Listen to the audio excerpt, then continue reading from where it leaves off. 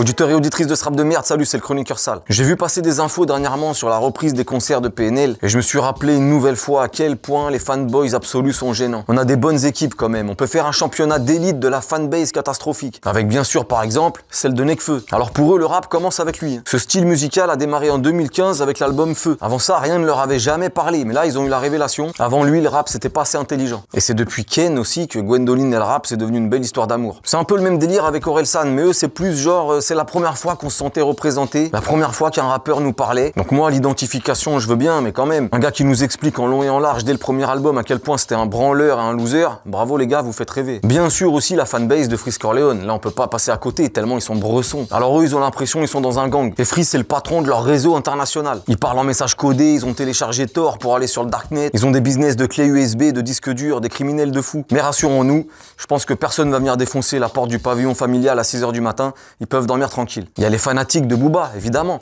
Alors eux, ils ont même un blaze, c'est tout un concept. Quoi qu'ils disent, quoi qu'ils fassent, ils sont en mission pour lui. On dirait ils ont pas de daron, ils sont sous sa tutelle. Franchement, c'est beau, hein, c'est une belle équipe de soldats fidèles, mais bon, ça fait peur un peu. Les fanboys de Vald, pas mal aussi dans le genre, de Damso, de Laylo, même catégorie de relous un peu interchangeables ceux-là. Même ceux de Nino, incapables d'entendre qu'on puisse le trouver moins bon ou un peu en pilotage automatique depuis un moment. Bref, et j'en passe, de toute façon, tu peux discuter avec aucun d'entre eux, puisque comme ils vouent un culte à leur artiste favori, si tu mets le moindre bémol sur eux, c'est du blasphème limite. Mais c'est de la posture, hein. En fait, ils se font kiffer tout seuls. Mais là, on a nos gros champions du moment, on est sur le niveau suprême de divinité, les fans de PNL. Il y a des gens qui sont arrivés devant les grilles du concert à 10 h du matin, alors qu'ils démarraient à 20 h.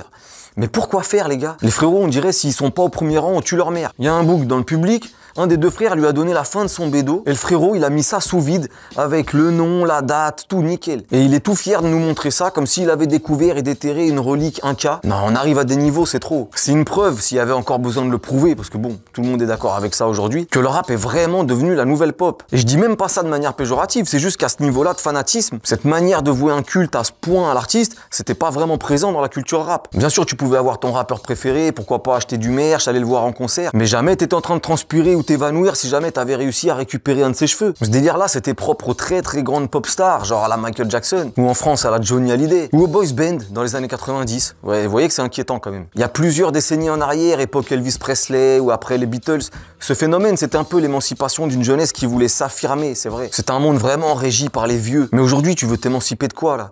Ta PlayStation. Le problème avec cette démesure, c'est qu'après, faut pas s'étonner que certains artistes se foutent de la gueule du monde. Là, on a eu de la chance. Apparemment, le concert de PNL, il est de qualité. Mais avec ce genre de public, ils auraient pu faire le concert assis sur 2 chaises, sur fond noir, sans lumière, en playback total, qu'ils auraient crié au génie quand même. Ça aurait forcément été un concept. On critique pas des dieux vivants. Il y en a, ils sont pas loin de faire une Dubaï gratuitement. Ils se rendent même pas compte qu'ils peuvent être préjudiciables à la longue pour les artistes. Pas en termes de vente, ça c'est sûr. Même un caleçon usé, ça se vendrait avec eux. Mais en termes d'image.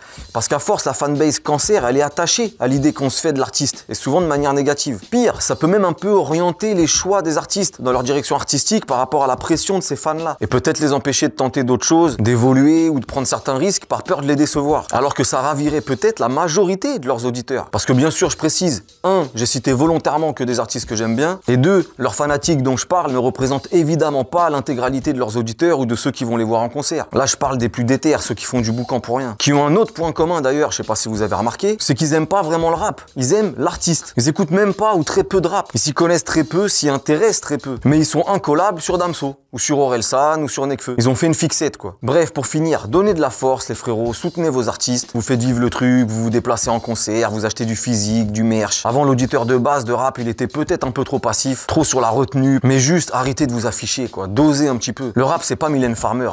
Ou peut-être qu'une partie de ce dernier l'est devenu. Allez, force à tout le monde, et à la semaine prochaine.